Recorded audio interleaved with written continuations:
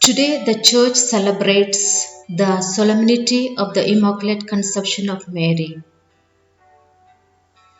December is the month dedicated to the Immaculate Conception. It's an ideal time to strengthen our connection to Mary. The Church taught for many years about the conception of Mary, but in 1854, Pope Pius IX declared it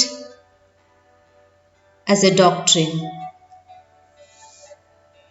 stating that the Blessed Virgin Mary, in the first instance of her conception, by a singular privilege and grace granted by God, in view of the merits of Jesus Christ, the Savior of the human race, was preserved and exempted from the stain of the original sin.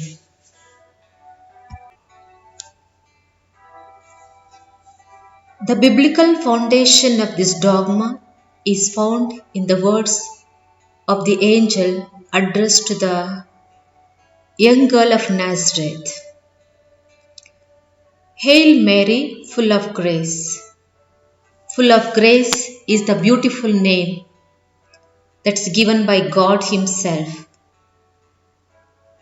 to indicate that she is the most beautiful, the most chosen one, the chosen one to be the beloved of God. Beloved of God, also to receive the Savior of this world, the incarnate Word of Jesus. Mary is the most perfect receptacle to be filled with the grace of God.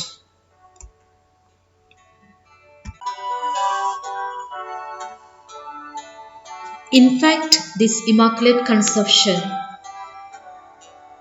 which distinguishes Mary from our common condition, it does not separate us from Mary.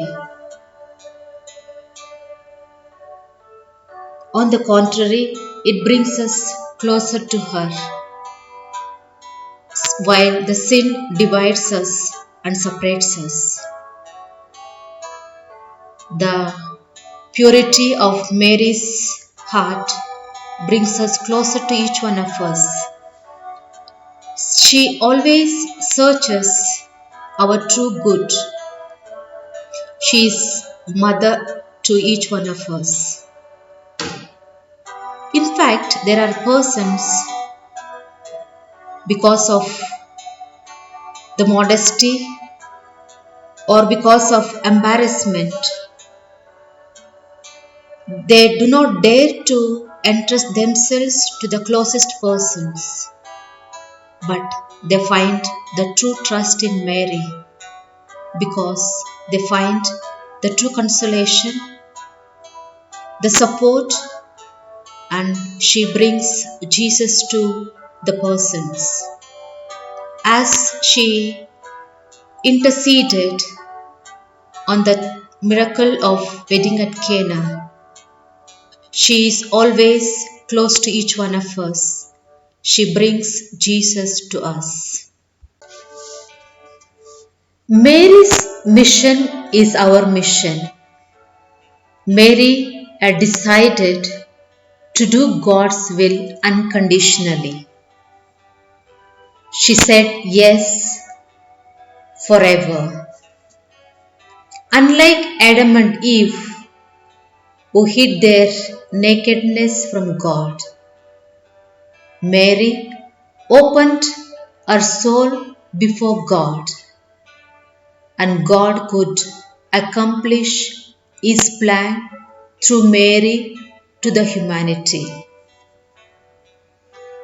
Mary's yes did not come to an end only with the angel when addressed to her that she is becoming the mother of God. She did not take pride and say yes, even when Jesus was lying on her lap, even at the foot of the cross. She said, "Let it be your will done to me." She cooperated throughout the plan of salvation. Today, as we celebrate this feast of the Immaculate Conception of Mary, we are called to follow the attitude of Mary, this unconditional surrender and the self gift of ourselves to God.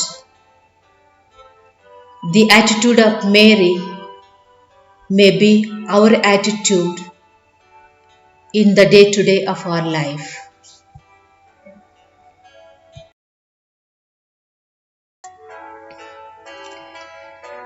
I would like to take this opportunity to mark the significance of the day for the Ursuline Sisters of Samaska. December 8th is a remarkable day. Of course, it's because the Church celebrates the solemnity of the Immaculate Mary, and Mary is the protector of our institute. Secondly, it is because many of us have made the first religious profession or the perpetual profession. Today, let us thank God for His unconditional love, His faithfulness, and mercy. Because of this, we still remain in the heart of God. I am reminded of the words from the Constitutions that quotes, "We entrust ourselves to the tender motherhood of Mary, sublime example of perfect consecration, in order to live our occasion in fidelity. Like her, we place ourselves at the service of the divine plan through a total gift of ourselves." My beloved sisters, I congratulate each one of you. Thirdly, being united with all the Ursuline family that is spread all over the world will renew our vows today. I strongly believe that every time we renew our vows, we are called to renew, recall, and refresh our first love for Jesus, our spouse. Indeed, St. Francis de Sales, speaking of his own vows, said, "This commemoration of our vows is made principally to strengthen our fervour, to renew our promises, and to reaffirm our good resolutions." For religious such as myself, these vows are fundamentally a matter of hope. This hope is not a vague or formless attitude of whatever, not an inattentiveness to the realities of life, but a personal, active, and complete trust in the Father's love for us as we try to imitate the Son as the Spirit directs and strengthens us to do.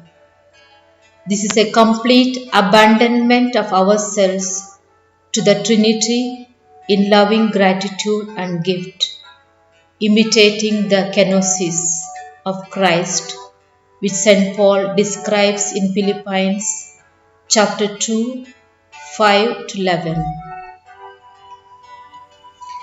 Like St. Paul, I would say, "Woe to me if I do not quote the words of our foundresses, Mother Katrina and Mother Juditha.